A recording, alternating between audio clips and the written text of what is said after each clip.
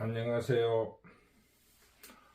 북두 시민혁명군의 전영돈입니다. 이번 시간에는 총선에 대한 중간평가를 한번 해보도록 하겠습니다. 우선적으로 지금 공천이 거의 한 80% 정도가 진행되었습니다.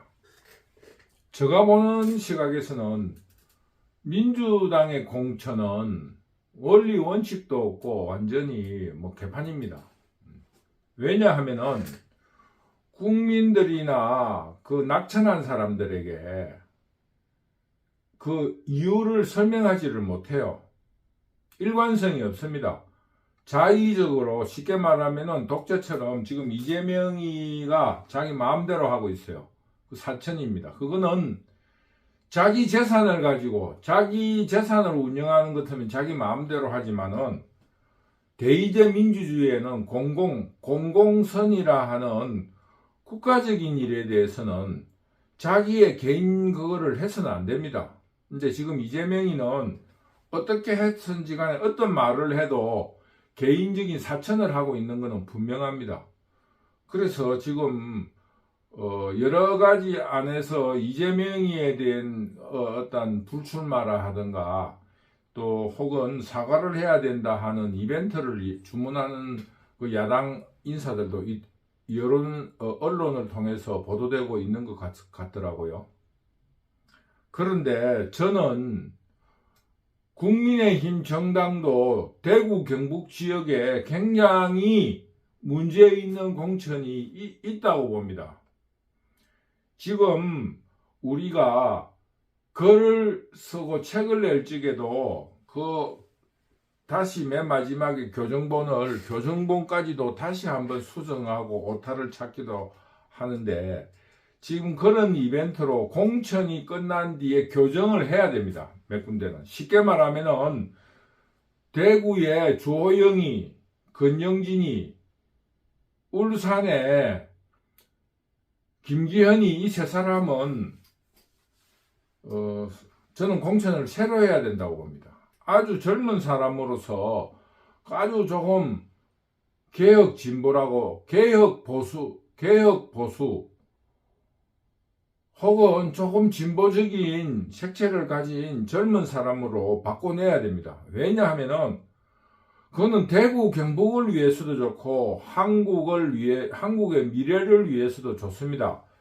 자기들이 표를 얻기 쉽다고 자꾸 그런 보수적이고 고인물들을 자꾸 공천하면은 대구 경북은 점점 보수화되고 쉽게 말하면은 후퇴하는 그런 사회가 될 것입니다. 앞으로를 위해서 대구도 조금 진보적으로 나가야 됩니다. 지금 어떤 거구적인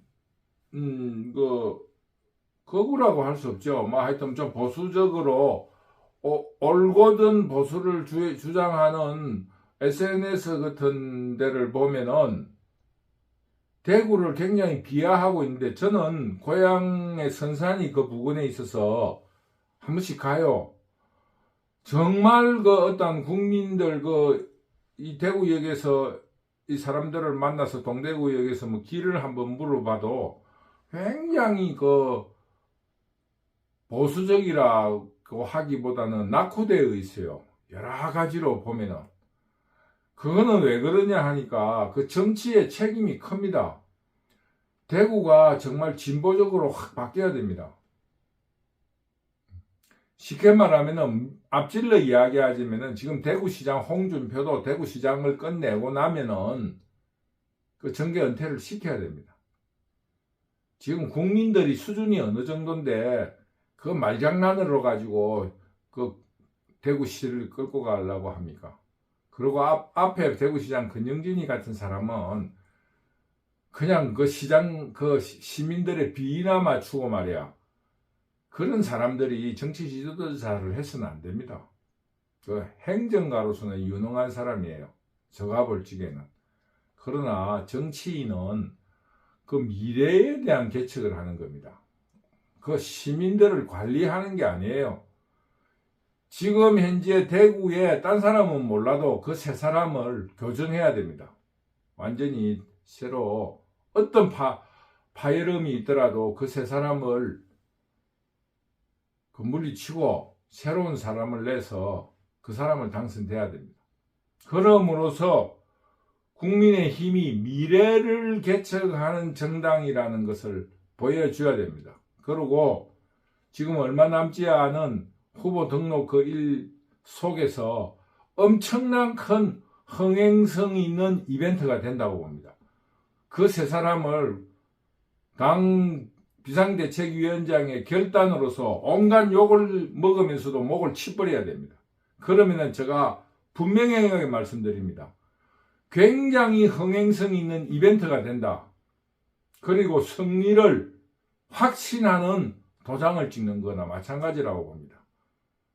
민주당에 대해서는 공천이 어떤 분들은 그래요. 모든 공천을 취소하고 새로 공천을 하라고 요구한 사람들이 야당 내에 있습니다.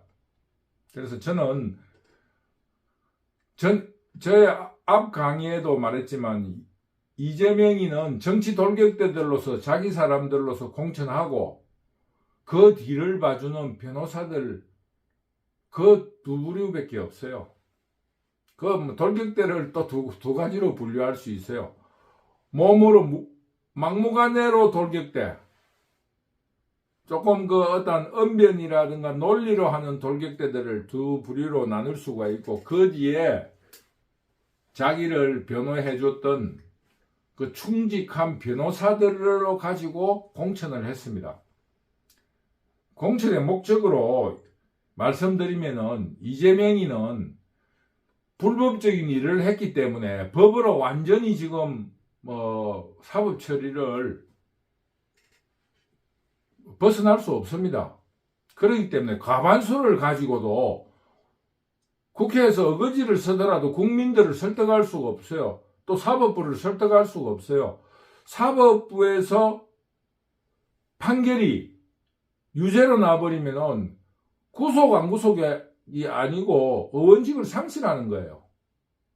그렇기 때문에 다수로서 구속을 면하는 그런 정도가 아니고, 집행을 한다면 돌격달이 나가가지고 막 난리를 치고 그 국회의사당을 난장판을 만드는 사람들로서 공천을 했다, 이런 말입니다. 국회를 난장판으로 만들 수 있는 돌격대를 공천했다, 이겁니다. 그래서 지금 이재명이는 과반수 민주당의 승리가 목표가 아닙니다. 자기의 돌격대들이 한 80명만 있으면 된다고 이렇게 생각하는 사람이에요. 그래가지고 판을 뒤집어 달라. 이게 마지막 자기의 승부예요. 지금 인생의 승부가 걸린 거. 국가, 민족 이런 거, 정상적인 사회 이런 거를 이미 포기한 자기의 운명입니다. 그러다 보니까 저희들의 어떤 비판적인 입장에서 민주당에 대해서 더 이야기할 수가 없습니다. 그건 자기들이 선택할 일이니까. 두 번째로 지금 아주 재미있는 선거운동이 벌어지고 있어요. 국민의힘에서는 마이웨이, 한동훈이의 마이웨이, 나는 어떤 일을 하겠다. 그게 정책이든 태도든 말이든 마이웨이를 하고 있습니다. 그 굉장히 긍정적인 평가가 있어요. 그런데 한동훈 그 비상대책위원장이 마이웨이를 하면서 국민들의 지지를 많이 받아요. 그러다 보니까 민주당에서는 한동훈과 같이 어떠한 그 정책이라 할까, 이런 경쟁, 도덕성이라든가 이런 게 경쟁을 할 수가 없습니다. 그러다 보니 어떻게 됩니까? 내로남불. 왜 내만 보고 그래? 이걸로 지금 남탓만 계속 하는 거예요. 우리만 공천이 잘못됐느냐? 국민의힘도 잘못됐다. 그러니까 국민의힘은, 한동훈은 그런 말은 일체 안 하고 마이웨이, 자기 일을 가는 거예요. 그 댓글도 안 하는 거예요. 우리만 공천이 잘못됐느냐? 너희도 공천이 잘못됐다. 주로 이런 식이에요. 그러다 보니까 국민들의 지지가 점점 더 떨어지는 거예요. 그거는 역사적으로 봐도 여야가 바뀐 입장입니다. 예전에 김대중, 김영삼 이런 사람들은 뭐냐 하면은 도덕성, 나는 민주주의를 위해서 모든 것을 포기하고 야당의 탄압에 정부들이 야당을 탄압하기 위한 여러 가지 서류를 다 뒤집었지만은 나는 한 번도 감옥 가지 않았고 그 사람들에게 그걸 당하지 않았다. 이거를 주장하면서 정책적으로 내놨어요. 그런데 그때 그전에는 주로 여당이라 하는 것은 군사 독재들이었는데, 그거는 뭐를 하냐? 그 DB면은 전부 다 부정부 비한 가려고 말입니다. 주로 그랬잖아요. 알고 보면 전부 다 부정부. 근데 지금은 거꾸로예요. 야당이 온통 부정부패, 돈봉투에 얽히고, 또 정책은 제시 안 하고. 그러니까 옛날에 여당에서는 그 정책은 제시를 하지 않고 뭡니까? 그 돈을 퍼주는 선심 정책이나 하고, 또 그 뭡니까? 북한과의 위기감이나 조성을 하고, 뭐 도둑질이 덜통이 나고 뭐 이런 거였어요. 그러면서 야당에 대해서는 자기 정책은 발표를 안 하고 야당에 대해서는 전부 다 국가를 혼란에 빠뜨렸다, 말갱이다, 뭐 주로 이런 식으로 했어요. 여당이. 지금은 야당이 그래 됐어요. 야당이. 물론 그 앞에 집권을 하다가 보니까 그랬는데, 야당이 지금 전 도둑놈들이에요. 돈봉투를 하려고, 이재명이 같은 경우에는 온갖 잡범에다가 부정부패의 혐의를 받고 있어요. 아니, 정치인은 혐의를 받는 그 자체도 도둑놈이에요. 그럼 무슨 그런 걸, 김영삼이 김대중이가 뭐 자기들이 정치적으로 해결을 했는지 모르지만은, 물론 그때 그 시대의 잣대로서 범법에 걸린 적이 없고 떳떳한 거예요. 국회의원 선거도 마찬가지예요. 야당은 오로지 나는 국회의원을 2번이나 했지만은 학고방 월세집에 살고 있다, 나는 이런 사람이다, 이런 걸로 하는데, 이 야당이라는 사람들이 전부 다 도둑놈이에요. 지금 현재 총선의 지금 관전 포인트가 그렇다는 겁니다.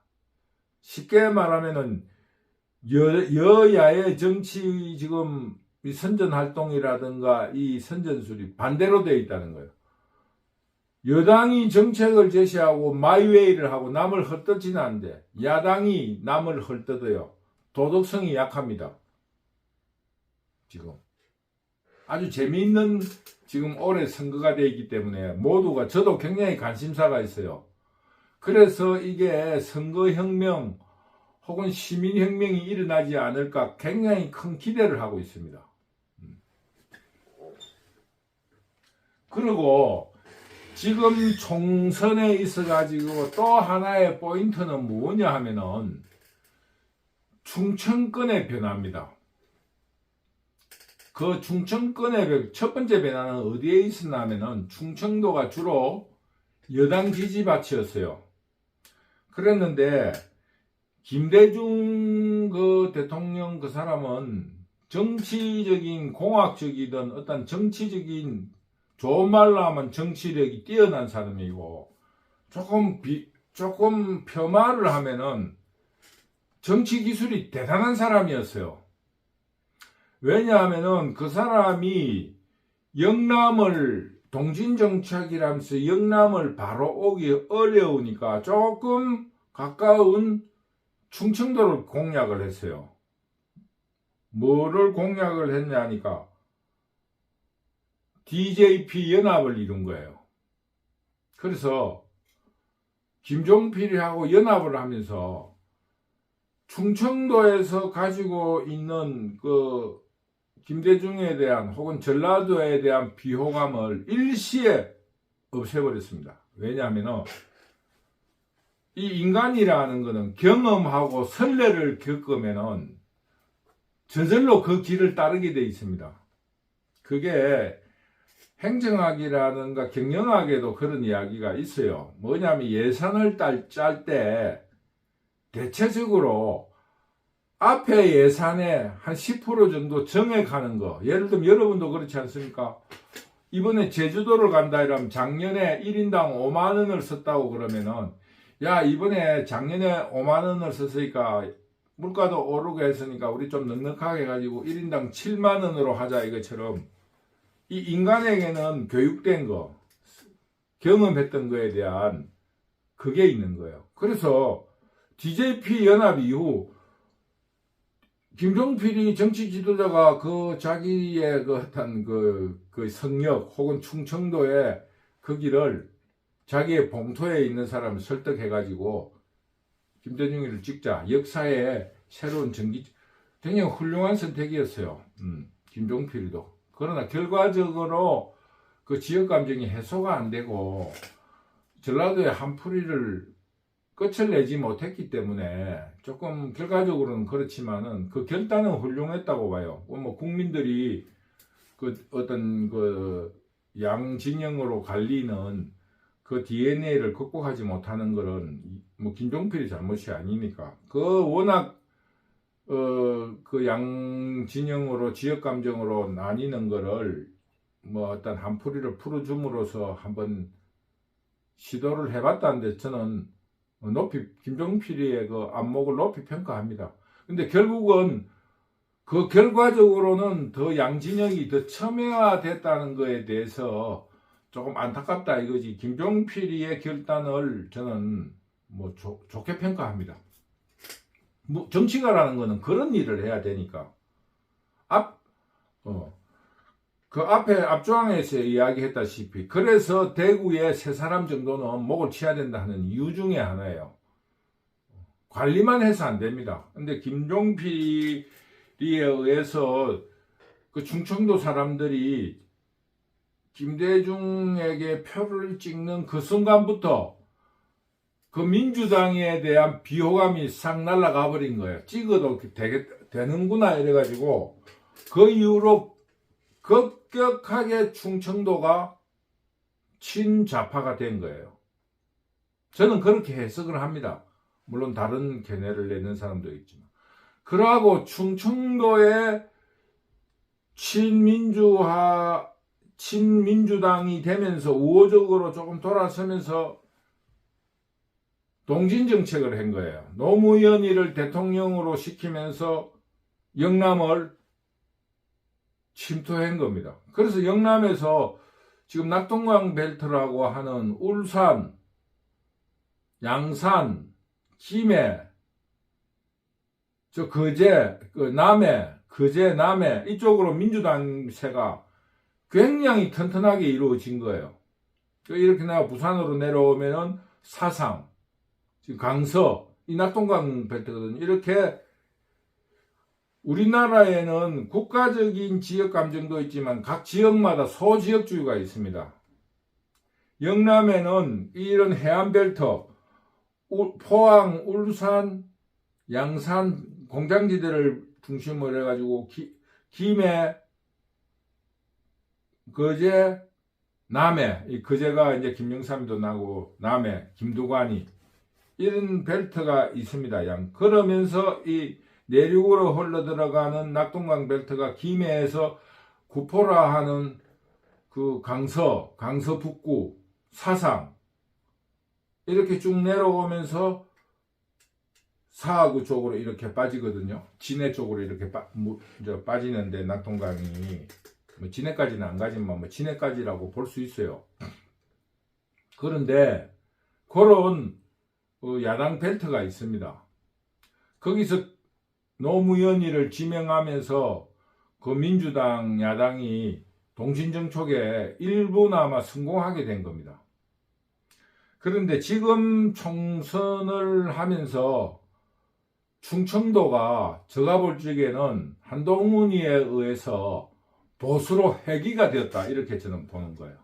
그게 지금 이재명이의 크나큰 실책으로 봅니다. 제가 볼 적에는 지금 현재 안민석이라든가 지금 충청도를 조금 너무 지금 흔들어 버렸어요. 그래서 지금 이상민 의원도 그 국민의힘으로 탈당했잖아요.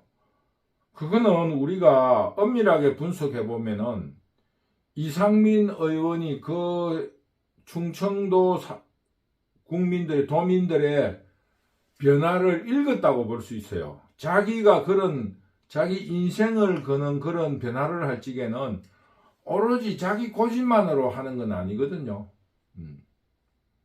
그래서 지금 이상민 의원이 이렇게 우리 속된 말로 하면 기순을 한 거는 충청도민의 그런 보수 회기를 읽었다고 봅니다.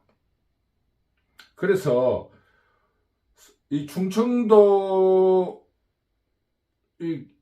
호남의 향후에도 튼튼하지만 충청도민회라는 게 있어요. 충청도민회라고 알고 있는데 호남 향후에 버금가는 조직이 탄탄합니다.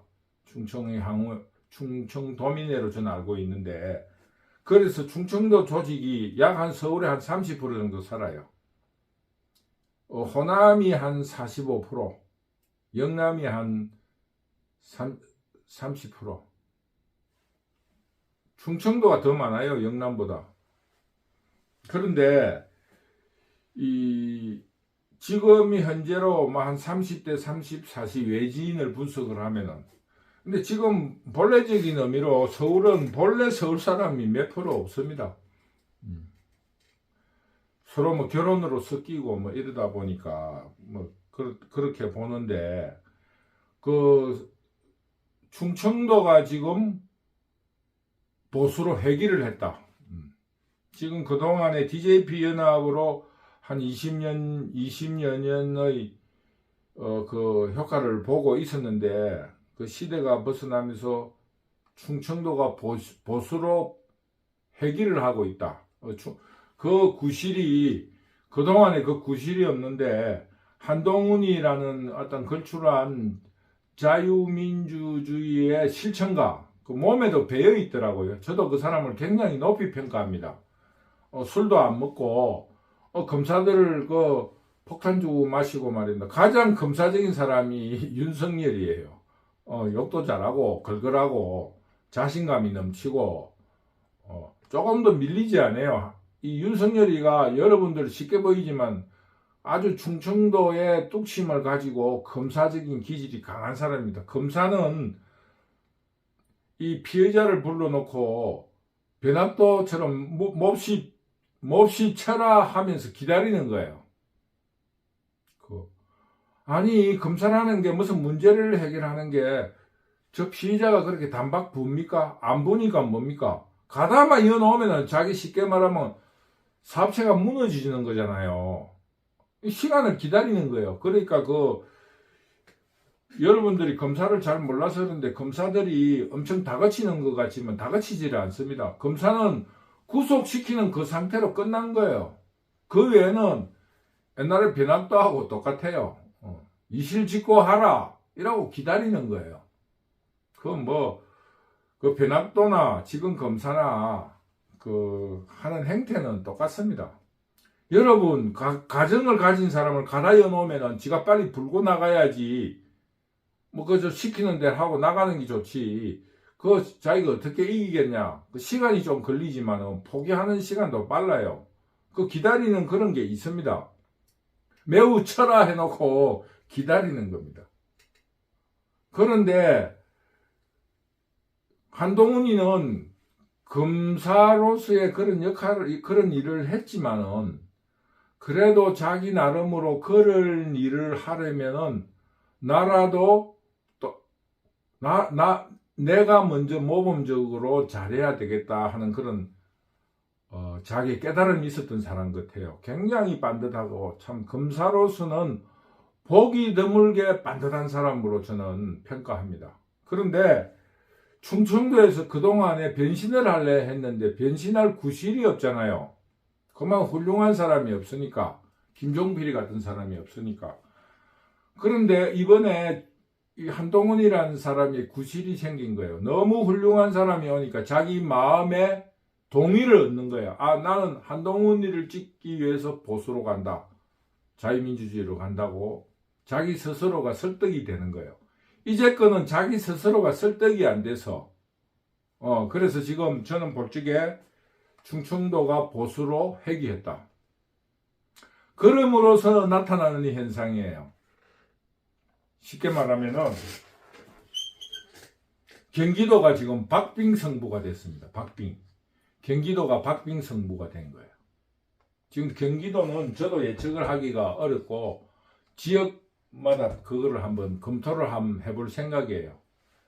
그리고 서울도 거대 양당이 각자의 자기가 어떤 영토 혹은 봉토, 자기들 지역을 거의 회복을 했다. 그럼 저는 그거를 충청도민들의 영향이라고 봅니다. 그래서 각자의 지역을 회복했다. 그러니까 간단하게 말하면은 이 한동훈 효과로서 자기를 설득할 수 있는 그런 매개를 찾은 거예요. 쉽게 말하면 지금 부산에서도 그동안에 노무현이라는 입장에 있어서 낙동강 벨트가 이루어졌는데 돌아가야 되는데 돌아가기 위한 매개를 할까 자기 설득을 할 수가 없었던 겁니다. 그놈인데 그냥 찍는 대로 찍자. 민주당을 찍자. 그래도 이 민주당이 좀 낫지 않느냐. 노무현의 정신을 이어받았다는데 설득이 안 됐는데 이제는 이재명이가 나타나면서 이재명이하고 한동훈이가 너무 대비가 되니까 자기 마음을 설득할 수 있게 된 거예요. 그래서 쉽게 말하면 총선을 분석하면은 부산을 한석 정도 뺏기고 거의 다 석권할 거라고 봅니다. 대구는 뭐 TK는 거의 다 설득이고 강원도 원주, 춘천 이런 데 몇 군데가 있었는데 그것도 지금 국민의힘이 승리할 가능성이 높습니다. 그리고 충청도를 거의 다 뺏겼는데 이번에 거의 회복하잖아요. 그 다음에 서울 회복하고 경기를 회복하면 한 150석을 무난히 넘기게 되는 거예요. 지금 제가 시민혁명이라든가 선거혁명에 대한 기대를 가지는 게 이낙연이 조금 지지를 얻어가 호남이 흔들려 버리면은 경기도를 3분의 1을 가져올 수 있습니다. 그리고 서울도 한 3분의 2, 안 되면은 과반이 좁는 5분의 3 정도를 가져오면은 170석도 가능하다고 보는 거예요. 근데 지금 아직까지는 호남이 흔들리진 않고 있더라고. 그러니까 충청도의 회기로 의해 가지고 이번 선거는 승리할 가능성이 높다. 저는 그렇게 분석합니다. 오늘 이야기 강의를 대강 요약을 하면은 지금 현재 선거 운동이 과거의 여당과 야당이 바뀌었다. 과거의 야당이 정책을 제시하면서 국민들을 설득하고 그걸로 바람을 잡아 나갔는데 거꾸로 여당이 마이웨이로 정책을 외치고 야당이 지금 남을 비난하는 선거를 하고 있습니다. 그리고 두 번째로 정리를 하자면은 여당이 도덕성이 더 높아요. 예전에는 야당이 이 여당의 정치적인 압박에 대해서 한 번도 틀리지 않은 자기의 도덕성을 무기로 했다면은 거꾸로 되어 있는 거예요, 지금. 이 두 가지의 현상이 국민들에게 어떻게 비추어지는가에 대해서 저는 거기에 대해서 관전 포인트를 가지고 있습니다. 그리고 이 선거의 전체적인 접점은 충청도가 보수로 회귀했다. 그럼으로써 경기도와 서울에서 거의 과반 정도를 국민의힘이 회복한다. 왜? 충청도가 변하니까. 그리고 경기도는 박빙이다. 박빙이다. 경기도는 어디로 쏠릴지 어느 쪽이 과반인지 저도 예상을 하지를 못하겠어요. 박빙이다. 그래서 국민의힘은 150석에 가까운 의석을 차지하기 쉽다.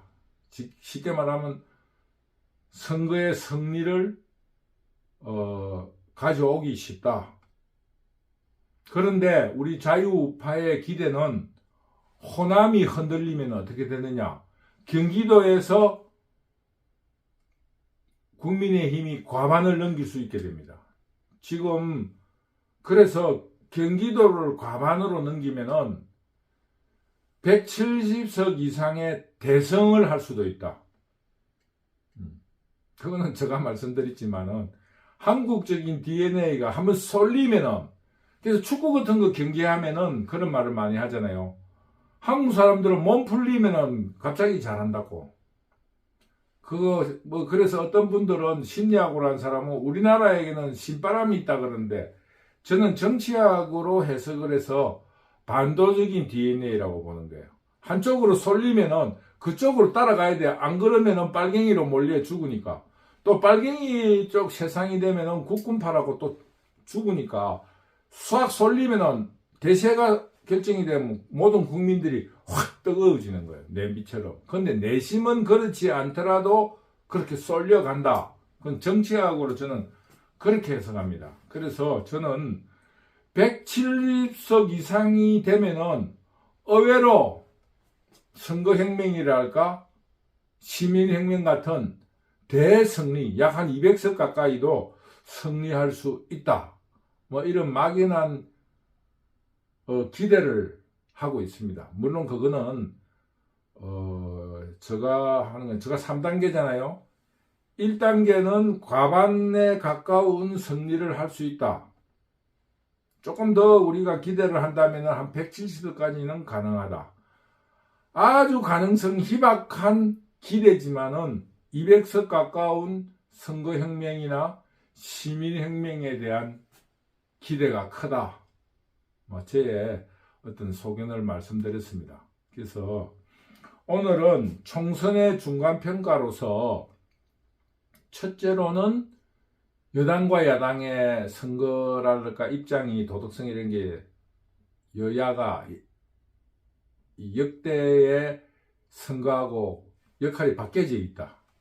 야당이 도덕성의 문제가 있고 이런 문제를 가지고 있고, 선거 판세는 충청도의 보수 회기로서 판세가 자유우파에게 매우 유리하다. 이런 것으로서 오늘 이런 거를 제가 예견을 하면서 오늘 강의를 마치도록 하겠습니다. 여러분 늘 지지해주고 박수를 쳐주셔서 감사합니다.